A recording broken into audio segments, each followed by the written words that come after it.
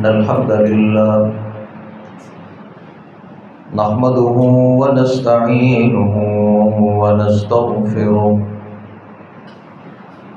ونعوذ بالله من شرور أنفسنا ومن سيئات أعمالنا من يهده الله فلا مضل له ومن يضلل فلا هادي له وأشهد أن لا إله إلا الله وحده لا شريك له وأشهد أن محمدًا عبده ورسوله يا أيها الذين آمنوا اتقوا الله حق تقاته ولا تموتن إلا وأنتم مسلمون يا أيها الناس اتقوا ربكم الذي خلقكم من نفس واحدة وخلق منها زوجها وبث منهما رجالا كثيرا ونساء واتقوا الله الذي تساءلون به والأرحام إن الله كان عليكم رقيبا يا أيها الذين آمنوا اتقوا الله وقولوا قولا سديدا يصلح لكم أعمالكم ويغفر لكم ذنوبكم ومن يطع الله ورسوله فقد فاز فوزا عظيما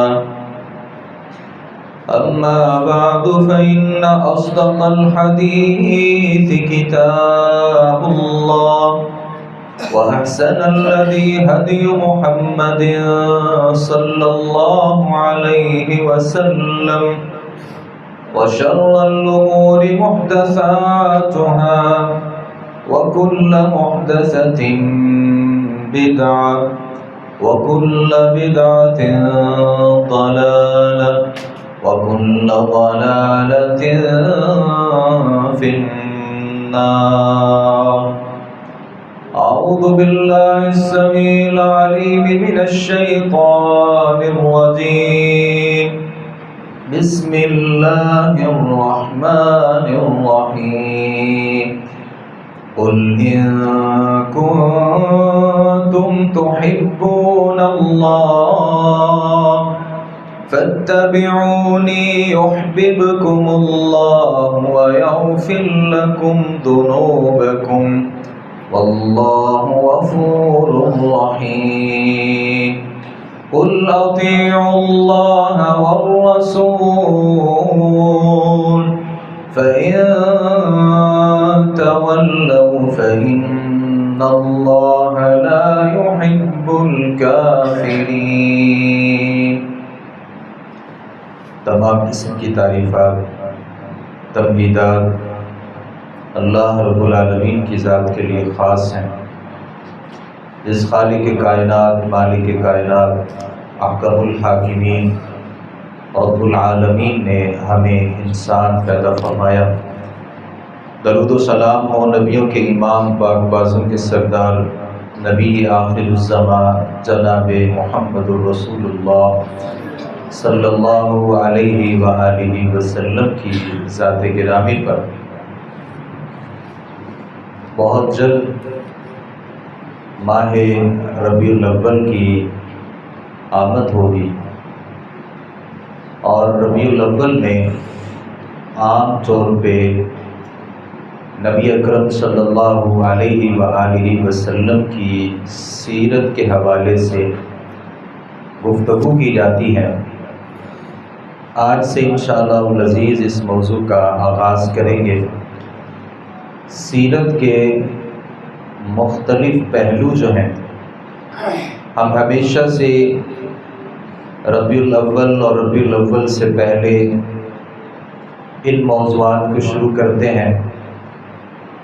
اور ربیع الاول کے بعد تک ہمارے یہ موضوعات جاری رہتے ہیں۔ آج کے خطبہ جمعۃ المبارک میں نبی اکرم صلی اللہ علیہ وسلم کی اتباع، آپ کی فرما برداری اور نبی اکرم صلی اللہ علیہ وسلم کی اطاعت کے حوالے سے کچھ باتیں آپ کے گوش گزار کریں گے۔ اتباع اور فرما برداری، اس کی اہمیت کیا ہے اور اس کی فضیلت کیا ہے، اور سب سے بڑھ کے سادات صحابہ کرام رضوان اللہ علیہم اجمعین نے اللہ کے نبی صلی اللہ علیہ وسلم کی کس طریقے سے اطاعت کی تھی، فرما برداری کی تھی۔ آج کے خطبہ جمعۃ المبارک میں ان چند باتوں کے اوپر مختصراً گفتگو کی جائے گی۔ یاد رکھیے گا، نبی اکرم صلی اللہ علیہ وسلم کی آمد کے بعد اس دنیا میں جتنے بھی انبیاء تشریف لائے تھے اور جتنی آسمانی الہامی کتابیں آئی تھیں، ان تمام کی تمام کتابیں اور وہ تمام کے تمام جو انبیاء علیہ السلام ہیں، ان کی نبوتیں اور ان کی جو رسالتیں ہیں، وہ تمام کی تمام اس حیثیت سے ختم ہو گئیں کہ کبھی بھی ان کی نہ بات مانی جا سکتی ہے، نہ ان کی اطاعت اور فرما برداری کی جا سکتی ہے۔ بلکہ نبی اکرم صلی اللہ علیہ وسلم کی ایک حدیث ہے سنن دارمی میں حسن سند کے ساتھ، اللہ کے نبی صلی اللہ علیہ وسلم کے سامنے عمر ابن الخطاب رضی اللہ عنہ تشریف فرما ہے اور سیدنا ابو بکر صدیق رضی اللہ عنہ بھی بیٹھے ہوئے تھے۔ عمر فاروق رضی اللہ عنہ کے ہاتھ میں ایک کتاب تھی جسے تورات کہا جاتا ہے۔ اللہ کے نبی سے کہا، اللہ کے نبی یہ تورات ہے۔ آپ نے کوئی گفتگو نہیں کی۔ عمر بن خطاب نے اس تورات کو پڑھنا شروع کر دیا۔ نبی اکرم صلی اللہ علیہ وسلم کے جو چہرے کے تاثرات تھے وہ بدلنے لگے۔ ابو بکر رضی اللہ عنہ نے سیدنا عمر بن خطاب سے کہا کہ ثقلت کا سواکل ما تری بوجہ رسول اللہ صلی اللہ علیہ وسلم، گم کرنے والی، گم پانے والی تمہیں گم پائے، تم نہیں دیکھتے کہ اللہ کے نبی صلی اللہ علیہ وسلم کا جو چہرہ ہے وہ متغیر ہو چکا ہے۔ تو عمر فاروق رضی اللہ عنہ نے کہا کہ اعوذ باللہ من غضب اللہ وغضب رسولہ، میں اللہ کے غصے سے پناہ پکڑتا ہوں اور اللہ کے رسول صلی اللہ علیہ وسلم کے غصے سے بھی پناہ پکڑتا ہوں۔ رضیت باللہ ربا وبالاسلام دینا وبمحمد صلی اللہ علیہ وسلم نبیا، میں اللہ کو رب مان کے راضی ہو چکا ہوں اور اپنے نبی کو نبی ماننے پر راضی ہوں، اور جو نبی اکرم صلی اللہ علیہ وسلم بالاسلام دینا اور اسلام کو دین ماننے پر راضی ہو چکا ہوں۔ تو نبی اکرم صلی اللہ علیہ وسلم نے اس موقع پر بڑے تاریخی الفاظ کہے تھے۔ آپ صلی اللہ علیہ وسلم نے فرمایا والذی نفس محمد بیدی، اس ذات کی قسم جس کے ہاتھ میں میری جان ہے، اگر موسیٰ علیہ السلام زندہ ہو جائیں اور آپ مجھے چھوڑ کے موسیٰ علیہ السلام کی پیروی کرنا شروع کر دیں تو آپ صلی اللہ علیہ وسلم نے فرمایا تم سیدھے راستے سے بھٹک جاؤ گے۔ اور ساتھ کہا کہ لو کان موسیٰ حیا، اگر موسیٰ علیہ السلام زندہ ہو جائیں اور وہ میری نبوت کو پالیں، آپ صلی اللہ علیہ وسلم نے فرمایا کہ موسیٰ علیہ السلام بھی میری پیروی کریں گے۔ یہ نبی اکرم صلی اللہ علیہ وسلم کا مقام ہے اور مرتبہ ہے، اور ہمارے لیے سبق یہ ہے کہ اللہ کے نبی صلی اللہ علیہ وسلم کی موجودگی میں اور آپ صلی اللہ علیہ وسلم کے جانے کے بعد، جبکہ ان کی کتاب ہمارے پاس موجود ہے، ان کی شریعت ہمارے پاس موجود ہے، میری اور آپ کی ذمہ داری یہ ہے کہ قرآن کے ہوتے ہوئے اور حدیث کے ہوتے ہوئے ہمارے لیے تو کسی نبی کی پیروی کرنا جائز نہیں ہے، اور آسمانی الہامی کتاب کو اس حیثیت سے تسلیم کرنا کہ یہ ہمارے لیے رشد و ہدایت کی کتاب ہے، ہم تو اسے کسی صورت بھی تسلیم نہیں کر سکتے۔ اور نبی اکرم صلی اللہ علیہ وسلم کی جو سنت ہے، آپ کا جو طریقہ ہے، اور جو اللہ نے آپ کو دین دے کر کے بھیجا ہے، اس میں کسی صورت بھی ہم اضافہ نہیں کر سکتے۔ وہ دین صحابہ کرام، بہت دفعہ آپ نے اس بات کو سن رکھا ہے، اشارہ کیے دیتا ہوں، جو نبی اکرم صلی اللہ علیہ وسلم کے ازواج کے پاس آئے تھے، آپ کے معمولات کے بارے میں سوال کیے تھے، اور انہوں نے اللہ کے نبی صلی اللہ علیہ وسلم کے جو معمولات تھے ان کو ہلکا سمجھا تھا، اور یہ سمجھا کہ اللہ رب العالمین نے تو نبی اکرم صلی اللہ علیہ وسلم کے اگلے پچھلے گناہ معاف کر دیے ہیں، لیکن ہمیں زیادہ ضرورت ہے۔ ایک نے کہا تھا کبھی شادی نہیں کروں گا، اور ایک نے کہا تھا کبھی روزہ ترک نہیں کروں گا، اور ایک نے کہا تھا رات بھر قیام کروں گا، آرام نہیں کروں گا۔ تو اللہ کے نبی صلی اللہ علیہ وسلم کا جب پتہ چلا تھا تو آپ صلی اللہ علیہ وسلم نے کیا کہا تھا؟ واللہ اللہ کی قسم ہے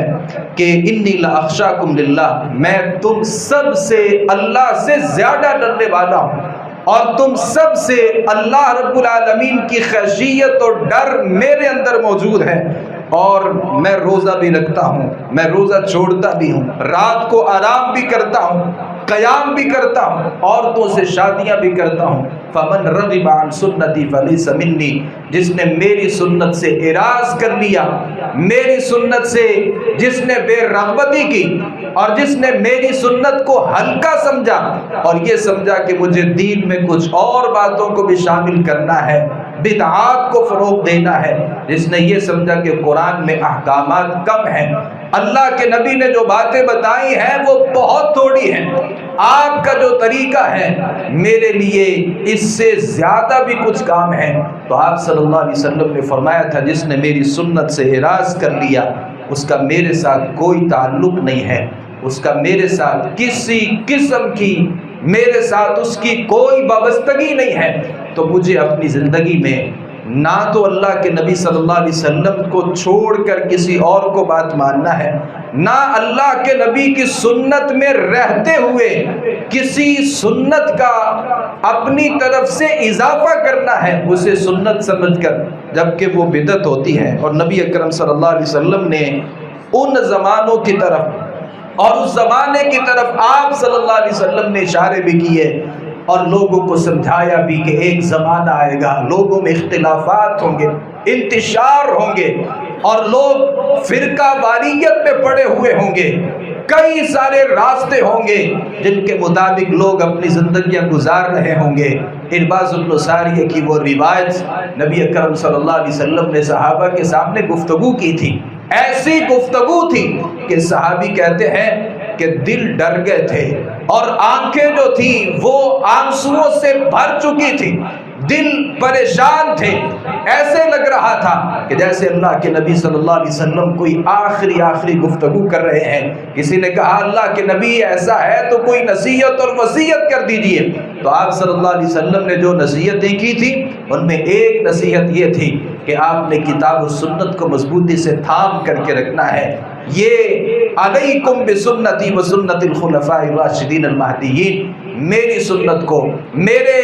وہ ہدایت یافتہ جو صحابہ کرام اور خلفاء راشدین ہیں، آپ نے ان کے طریقے کو مضبوطی سے پکڑنا ہے۔ اور ایک دوسری روایت کے مطابق اللہ کے نبی صلی اللہ علیہ وسلم نے فرمایا جیسے داڑوں سے کسی چیز کو مضبوطی سے پکڑ لیا جاتا ہے، داڑھ میں بڑی طاقت ہوتی ہے، آپ صلی اللہ علیہ وسلم نے فرمایا کہ ان کو اپنی داڑھوں کے ساتھ قرآن کو اور سنت کو آپ نے مضبوطی سے پکڑ کر کے رکھنا ہے۔ اور آپ صلی اللہ علیہ وسلم نے ایک موقع پر ایک خط کھینچا تھا اور پھر اس کے ارد گرد کئی سارے خطوط کھینچے تھے۔ آپ صلی اللہ علیہ وسلم نے ایک جو خط تھا کہا یہ سبیل اللہ ہے، ہذہ سبیلی، یہ میرا راستہ ہے،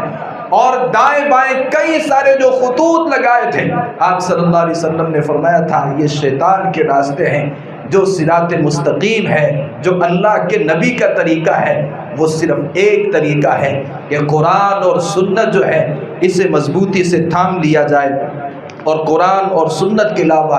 کسی اور بات کو تسلیم کرنا ہمارے لیے کسی صورت بھی جائز نہیں ہے۔ یہی وجہ ہے کہ قرآن مجید نے کئی سارے مقامات پہ 3 درجن سے ایسے مقامات زائد ہیں جن میں اللہ رب العالمین نے نبی اکرم صلی اللہ علیہ وسلم کی اتباع،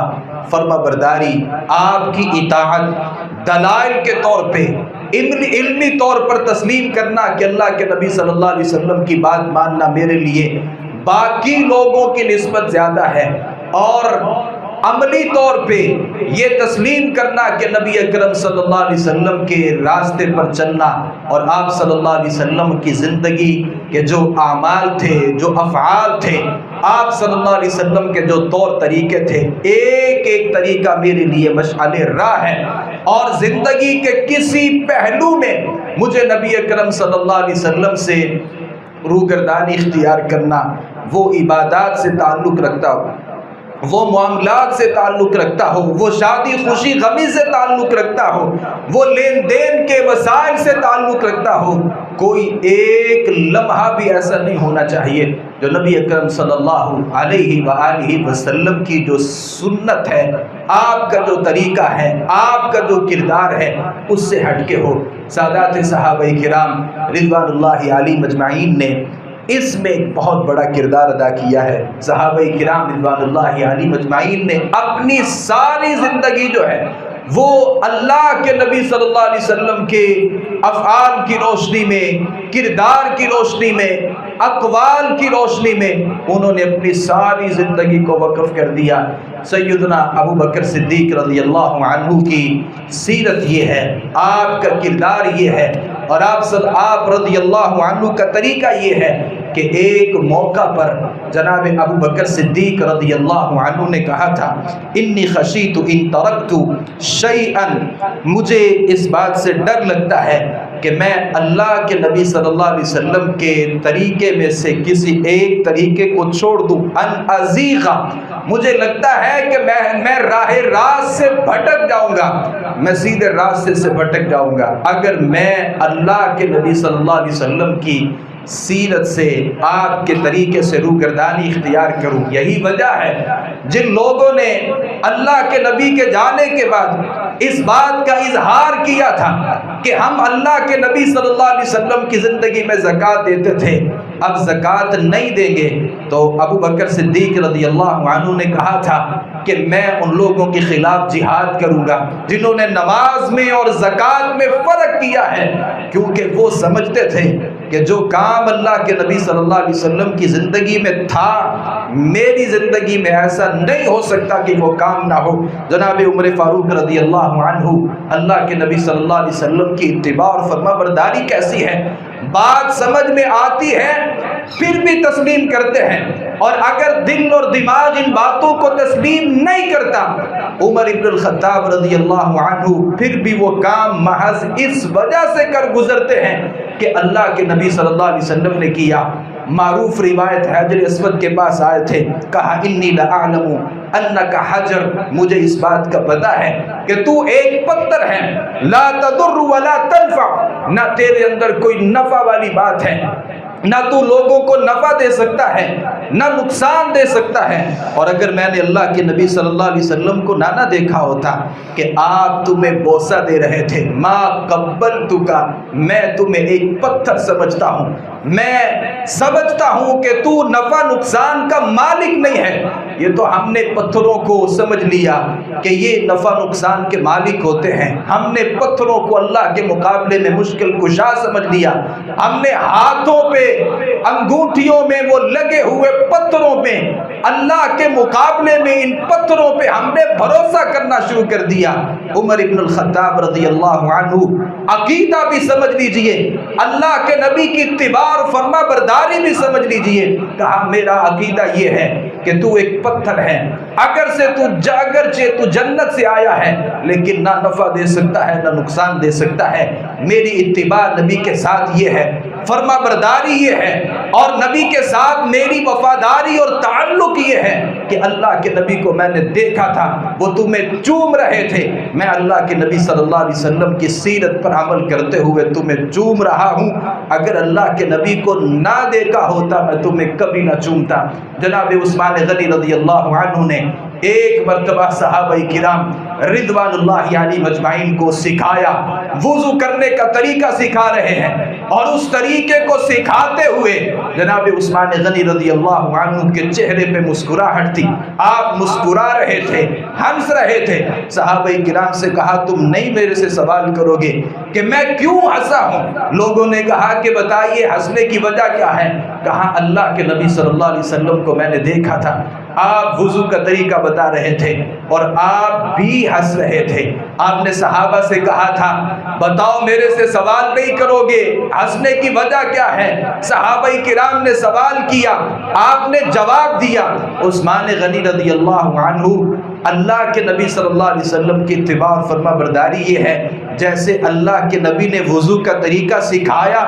عثمان نے ویسے ہی سکھایا، اور اگر اللہ کے نبی نے وضو کا طریقہ سکھاتے ہوئے مسکرایا ہے تو عثمان غنی رضی اللہ عنہ نے مسکرا کر اس بات کو ثابت کیا ہے کہ عثمان غنی رضی اللہ عنہ اللہ کے نبی صلی اللہ علیہ وسلم کے ساتھ کیا وفاداری ہے، کیا محبت ہے، اور کیا اتباع اور فرما برداری ہے۔ جناب عبداللہ ابن عمر رضی اللہ عنہ نبی اکرم صلی اللہ علیہ وسلم کی خدمت میں حاضر ہوئے، ایک ایسی چادر پہنی ہوئی ہے، اللہ کے نبی کو پسند نہیں آئی۔ آپ صلی اللہ علیہ وسلم نے سوال کیا یہ چادر کیسی ہے؟ سمجھ گئے کہ اللہ کے نبی کا جو یہ سوال ہے کہ یہ چادر کیسی ہے، مجھے یہ لگتا ہے کہ اللہ کے نبی صلی اللہ علیہ وسلم کو پسند نہیں آئی۔ آپ نے یہ نہیں پوچھا کہ بتائیے اللہ کے نبی یہ چادر میں نہیں پہن سکتا، کیا یہ چادر پہننا حرام ہے؟ صرف اللہ کے نبی نے سوال کیا، اور عبداللہ بن عمر رضی اللہ عنہ اس سوال کو سمجھ گئے کہ اس سوال میں اللہ کے نبی صلی اللہ علیہ وسلم کی ناپسندیدگی ہے۔ آپ نے اس کو پسند نہیں کیا، اپنے گھر میں گئے، تندور جلا ہوا تھا، آگ لگی ہوئی تھی، اپنی چادر کو اتار کر کے اس تندور میں پھینک دی۔ بعد میں اللہ کے نبی صلی اللہ علیہ وسلم سے ملاقات ہوئی، آپ نے کہا وہ چادر کدھر ہے؟ کہا وہ میں نے چونکہ آپ کو پسند نہیں آئی تھی، میں نے اس چادر کو پکڑ کر کے آگ کی نظر کر دیا ہے۔ نبی اکرم صلی اللہ علیہ وسلم نے کہا اگر تم عورتوں کو دے دیتے،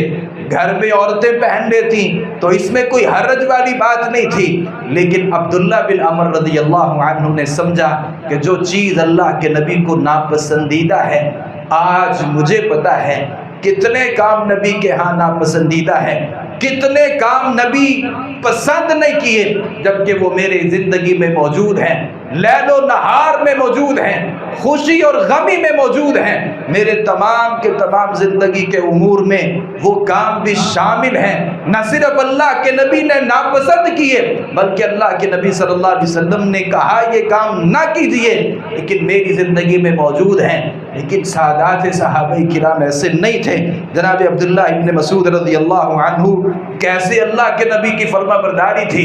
اور کیسے جذبہ تھا کہ اللہ کے نبی کی بات ماننی ہے۔ آپ صلی اللہ علیہ وسلم گفتگو کر رہے ہیں، آپ صلی اللہ علیہ وسلم نے صحابہ کرام سے کہا اجلسوا، بیٹھ جاؤ، فسمع ذالک ابن مسعود، عبداللہ بن مسعود نے اللہ کے نبی کے یہ الفاظ سنے، آپ نے کہا بیٹھ جائیے۔ عبداللہ بن مسعود جو تھے وہ جوتوں والی جگہ پہ کھڑے ہوئے تھے، عبداللہ ابن مسعود وہیں پہ بیٹھ گئے۔ اللہ کے نبی صلی اللہ علیہ وسلم نے دیکھا کہ وہ عبداللہ بن مسعود رضی اللہ عنہ میری بات سن کے اسی جگہ پر بیٹھ گئے ہیں جو جگہ بیٹھنے لائق نہیں ہے. آپ نے کہا تعال آگے آ جاؤ. پھر عبداللہ بن مسعود رضی اللہ عنہما آگے تشریف لائے. کیسا جذبہ تھا. ایک دفعہ آواز کان میں پڑی, اللہ کے نبی کی آواز ہے. آپ نے کہا بیٹھ جائیے, ایک کام کا حکم دے دیا ہے. تو آگے عبداللہ بن عمر نے ایک قدم بھی آگے نہیں بڑھایا, ایک قدم بھی آگے نہیں بڑھایا, بلکہ یہ سمجھا کہ اللہ کے نبی نے جب کہہ دیا ہے تو میرے لیے ایک لمحہ تاخیر کرنا, ایک قدم آگے بڑھانا جائز نہیں ہے. جناب ابو ہریرہ رضی اللہ عنہ ایک موقع ایسا تھا, صحیح ابن حبان میں صحیح سند کے ساتھ روایت ہے. جناب ابو ہریرہ رضی اللہ عنہ کے زمانے میں ایسا ہوا, ایک جگہ پہ ساحل پہ ایسے لگا جیسے کوئی خطرہ ہے. لوگ بھاگ کر کے وہاں جاتے ہیں, جا کر کے پتہ چلتا ہے کوئی پریشانی نہیں ہے, سارے لوگ واپس آ جاتے ہیں. ابو ہریرہ رضی اللہ عنہ وہیں پہ کھڑے ہیں. سوال کرنے والے نے سوال کیا, ابو ہریرہ سارے واپس جا چکے ہیں, تم واپس کیوں نہیں جا رہے؟ کہا اللہ کے نبی صلی اللہ علیہ وآلہ وسلم کی ایک روایت ہے, موقف ساعۃ فی سبیل اللہ خیر من قیام لیلۃ القدر عند الحجر الاسود. میں نے اللہ کے نبی صلی اللہ علیہ وسلم سے سنا ہے کوئی آدمی ایک گھڑی برابر اللہ کے راستے میں کھڑا ہوتا ہے, لیلۃ القدر حجر اسود کے سامنے کھڑے ہو کر کے نوافل پڑھنے سے زیادہ بہتر ہے. سارے چلے گئے, یہ میدان جہاد ہے, جہاد فی سبیل اللہ کا مقام ہے, سارے جا چکے ہیں. میں اگر یہاں پہ کھڑا ہوں تو وہ اللہ کے نبی صلی اللہ علیہ وسلم کی حدیث ہے, میں نے آپ صلی اللہ علیہ وسلم سے سنا ایک آدمی لیلۃ القدر ہو, حجر اسود کے سامنے کھڑا ہو کر کے نوافل ادا کر رہا ہو, اور ایک آدمی وہ ہے جو ایک گھڑی اللہ کے راستے میں جہاد کر رہا ہو, دشمن کے مقابلے میں اپنے آپ کو پیش کر رہا ہو. اگر دونوں کے فضائل اور مناقب کی بات کی جائے, وہ جہاد کرنے والا جو مجاہد فی سبیل اللہ ہے مقام اور مرتبے میں آگے بڑھ جائے گا. یہی وہ روایت ہے جس نے مجھے یہاں کھڑا کر دیا ہے. سارے جا چکے ہیں لیکن ابو ہریرہ رضی اللہ عنہ وہاں کھڑے ہیں. انس بن مالک رضی اللہ عنہ نے اس واقعہ کو بھی پیش کیا ہے. اللہ کے نبی نے جب اعلان کر دیا تھا, آپ نے اعلان کروا دیا تھا یہ جو گھریلو گدا ہے یہ حرام کر دیا گیا ہے, اور لوگوں نے اس کی ہنڈیاں جو ہیں وہ رکھی ہوئی تھی اور یہ گوشت پک رہا تھا. جیسے ہی اعلان ہوا یہ گوشت کی بھری ہوئی جو ہنڈیاں تھی جس میں اس کا گوشت موجود تھا, مدینہ کی گلیوں میں لوگوں نے بہا دیا. کسی نے یہ نہیں کہا کہ ایک دفعہ اس کو کھا لیتے ہیں بعد میں اس کا بائیکاٹ کر دیں گے, ایک دفعہ تو ہم نے ان جانوروں کو ذبح کر دیا ہے اور ان جانوروں کو ہم نے چولہے کے اوپر رکھ دیا ہے, یہ کھانا پکنے کے تیار ہونے کے قریب ہو چکا ہے. کسی نے ایسا نہیں کہا. اور انس بن مالک ہی نے اس روایت کو ذکر کیا ہے کہ جب شراب کو حرام کیا گیا تھا یہ شراب پلا رہے تھے. ابو طلحہ کا گھر ہے, اعلان کرنے والا اعلان کر رہا ہے کہ اللہ کے رسول نے شراب کو حرام کر دیا ہے, اور پھر مدینے کی گلیاں تھیں اور لوگوں نے شراب کے بھرے ہوئے جو مٹکے تھے وہ گلیوں میں بہا دیے تھے. یہ صحابہ کرام, آج اگر کوئی آدمی کہے کہ صحابہ تو ایسے تھے, صحابہ ایسے تھے, صحابہ میں یہ مسئلہ تھا, اللہ کی قسم ہے آپ 100 دفعہ بھی پیدا ہو جائیں, 100 دفعہ بھی آپ اللہ کے رسول کی اتباع اور فرما برداری میں 100 زندگیاں بھی بسر کر دیں, صحابہ کرام رضوان اللہ علیہم اجمعین میں جو اطاعت کا جذبہ تھا, جو فرما برداری کا جذبہ تھا, جو اللہ کے نبی کے لیے مر مٹنے کا جذبہ تھا, جو اللہ کے نبی صلی اللہ علیہ وسلم کے ایک ایک حکم کے لیے اپنی زندگیوں کو داؤ پہ لگانے کا جذبہ تھا اور قربان کرنے کا جذبہ تھا, اللہ کی قسم ہے ہم وہاں پر نہیں پہنچ سکتے. ابو اسید انصاری رضی اللہ عنہ کہتے ہیں اللہ کے نبی صلی اللہ علیہ وسلم مسجد سے باہر نکلے تھے, دیکھا عورتیں بھی نماز پڑھنے کے لیے آتی ہیں, مرد بھی نماز پڑھنے کے لیے آتے ہیں، عورتیں اور مرد ان کا اختلاط ہو چکا ہے، دونوں ایک ہی جگہ ایک ہی راستے سے گزر رہے ہیں۔ آپ صلی اللہ علیہ وسلم نے عورتوں سے کہا کہ آپ دیواروں کی طرف سے ہو کر کے جائیے۔ ابو اسید انصاری کہتے ہیں اس کے بعد عورتوں کی حالت یہ تھی کہ وہ دیواروں کے ساتھ چمٹ کر کے سفر کرتی تھیں، یہاں تک کہ ان کی جو اوڑھنیاں تھیں اور ان کے جو کپڑے تھے اور ان کی جو چادریں تھیں وہ دیواروں کے ساتھ چمٹ جایا کرتی تھیں، اور مردوں کے لیے وہ یوں راستہ چھوڑ دیا کرتے تھے۔ ہماری عورتیں بھی ہیں، ہماری بہنیں، ہماری بیٹیاں اور ہماری مائیں بھی ہیں، پتہ ہے کہ عورتوں کو یہ جو سڑک کنارے ہیں وہاں سے ہو کر کے گزرنا ہے، لیکن مجال ہے کہ کبھی اس روایت کے اوپر عمل کیا ہو۔ صرف صحابہ کرام نہیں بلکہ صحابیات بھی اللہ کے نبی صلی اللہ علیہ وسلم کے حکم کا انتظار کرتی، پھر اللہ کے نبی اگر ایک مرتبہ کہہ دیتے پھر کبھی اس میں حکم عدولی جو تھی وہ صحابہ کرام کی طرف سے نہیں ہوا کرتی تھی۔ عبداللہ ابن عباس اس حدیث کے راوی ہیں، آپ صلی اللہ علیہ وسلم نے ایک آدمی کو دیکھا تھا جس نے سونے کی انگوٹھی پہنی ہوئی تھی۔ آپ صلی اللہ علیہ وسلم نے سونے کی انگوٹھی پکڑی اور آپ نے ناراضی میں آ کر کے اس سونے کی انگوٹھی کو پھینک دیا، اور اللہ کے نبی صلی اللہ علیہ وسلم چلے گئے۔ لوگوں نے کہا مراد سمجھیے، وجہ یہ ہے کہ یہ سونے کی انگوٹھی مردوں کے لیے حرام کر دی گئی ہے جبکہ سونا عورتوں کے لیے جائز ہے۔ اللہ کے نبی صلی اللہ علیہ وسلم کی مراد یہ تھی کہ تمہیں یہ انگوٹھی نہیں پہننی چاہیے، لہٰذا اللہ کے نبی جا چکے ہیں، جاؤ جا کر کے انگوٹھی کو اٹھا لو اور کسی اور مصرف میں اس کو استعمال کر لو۔ صحابی کہتے ہیں کہ واللہ لا اخذہ ابدا وقد طرحہ رسول اللہ صلی اللہ علیہ وسلم، اللہ کی قسم ہے میں اس انگوٹھی کو کبھی اٹھانے والا نہیں ہوں جسے اللہ کے نبی صلی اللہ علیہ وسلم نے پھینک دیا ہے۔ صحابہ تو ایسے تھے اور ایسی ان کی اتباع تھی۔ عبداللہ ابن مسعود رضی اللہ عنہ کہتے ہیں میرا ایک غلام تھا، میں اسے مار رہا تھا، اللہ کے نبی پیچھے سے آئے، کہا اعلم یا ابا مسعود، ابو مسعود جان لیجئے، کہا کہ میں غصے میں تھا اور میں اپنے اس غلام کو مار رہا تھا۔ اللہ کے نبی صلی اللہ علیہ وسلم کے جو الفاظ تھے نا وہ میری کانوں میں نہیں پڑے، یا پڑے تو میں غصے کی وجہ سے نہیں سن سکا اور میں بدستور اپنے غلام کو مار رہا ہوں۔ آپ صلی اللہ علیہ وسلم میرے پاس تشریف لائے، کہا جیسے تمہیں اس غلام کے اوپر ایک قدرت ہے، اللہ کی قسم ہے کوئی ایسی ذات موجود ہے، یعنی اللہ کی ایسی ذات ہے جو تمہارے اوپر بھی قدرت رکھنے والی ہے۔ کہا کہ عبداللہ اللہ سے جان لیجئے، اعلم یا ابا مسعود، ابو مسعود اس بات کو سمجھ لیجئے۔ سیدنا عبداللہ ابن مسعود کہتے ہیں میں نے کہا لا اضرب مملوکا بعدہ ابدا، اللہ کے نبی میں آج کے بعد کبھی بھی اپنے غلام کو نہیں ماروں گا،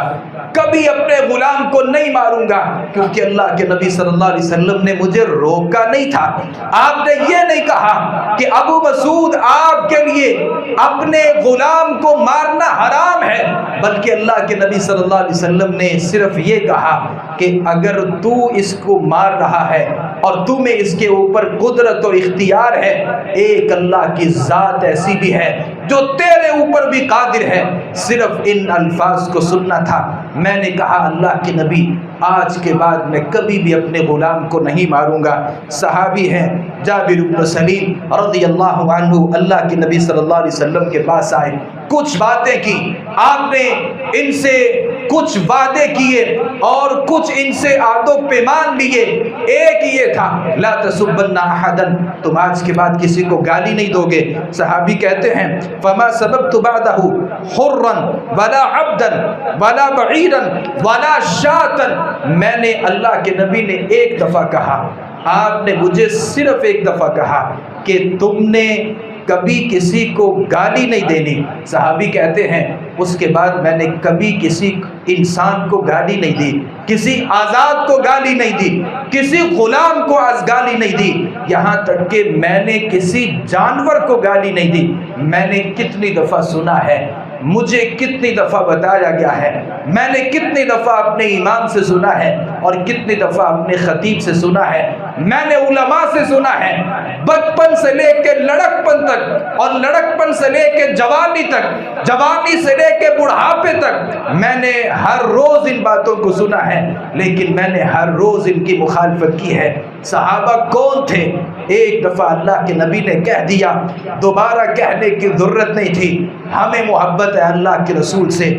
میرا بھی دعویٰ ہے، آپ کا بھی یہ دعویٰ ہے، محبت رسول میں ہم اپنی جان کو قربان کرنے کے لیے تیار ہو جاتے ہیں۔ ہمارے دعوے ہیں، ہمارے اعلانات ہیں، حرمت رسول پر جان بھی قربان ہے۔ کوئی اللہ کے نبی صلی اللہ علیہ وسلم کی ناموس کی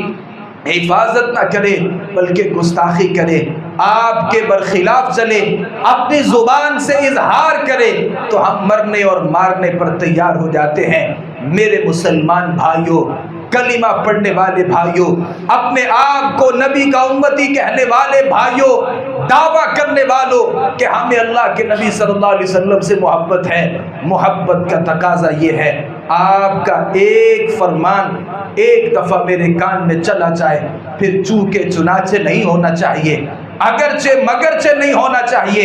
اور خواہشات نہیں ہونی چاہیے، معاشرہ کنبہ قبیلہ میرے سامنے نہیں ہونا چاہیے، بلکہ میرے سامنے تو اللہ کے نبی صلی اللہ علیہ وسلم کا ایک فرمان ہی کافی ہے۔ جناب جابر کہتے ہیں اللہ کے رسول نے ایک دفعہ کہا تھا، میں نے دوبارہ کبھی نہ کہ انسان کو گالی دی، نہ میں نے کسی جانور کو گالی دی۔ عبد الرحمن عوف بن مالک کہتے ہیں ہم 7 8 9 لوگ تھے، اللہ کے نبی صلی اللہ علیہ وسلم کے پاس آئے، آپ نے کہا میرے سے بیعت نہیں لوگے؟ کہا بیعت لے تو لی ہے۔ آپ نے پھر کئی دفعہ کہا اور پھر کہا بیعت کون سی ہے؟ آپ صلی اللہ علیہ وسلم نے فرمایا اللہ کے ساتھ کسی کو شریک نہیں بنانا، اور پھر نبی صلی اللہ علیہ وسلم نے ہلکی آواز میں آہستگی میں ایک بات کہی۔ آپ صلی اللہ علیہ وسلم نے فرمایا،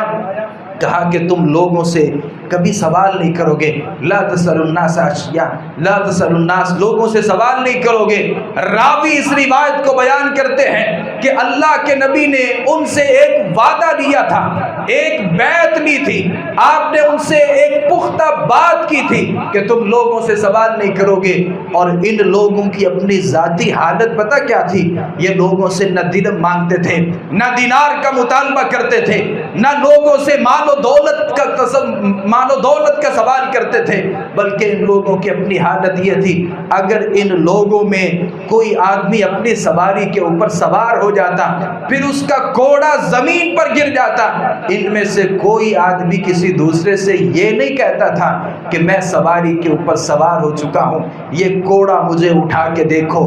مجھے کوڑا اٹھا کر کے دے دو، اتنی بات بھی نہیں کہتے تھے، لوگوں سے کبھی سوال نہیں کرتے تھے، کسی قسم کا سوال نہیں کرتے تھے جس میں مانگنے کا کوئی پہلو ہو۔ میرے بھائیوں، میرے لیے پیغام یہ ہے، سیرت النبی اور آپ صلی اللہ علیہ وسلم کی جو سیرت ہے، سنت ہے،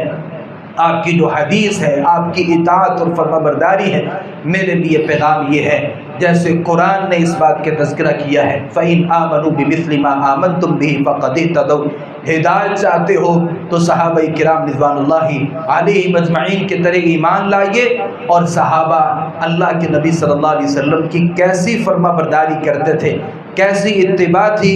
آپ نے کچھ باتیں اس حوالے سے سنی ہے۔ اللہ رب العالمین سے دعا ہے اللہ تعالی ہمیں بھی ایسے ہی نبی اکرم صلی اللہ علیہ وسلم کی اطاعت اور فرما برداری کرنے کی توفیق عطا فرمائے۔ وما علینا الا البلاغ المبین۔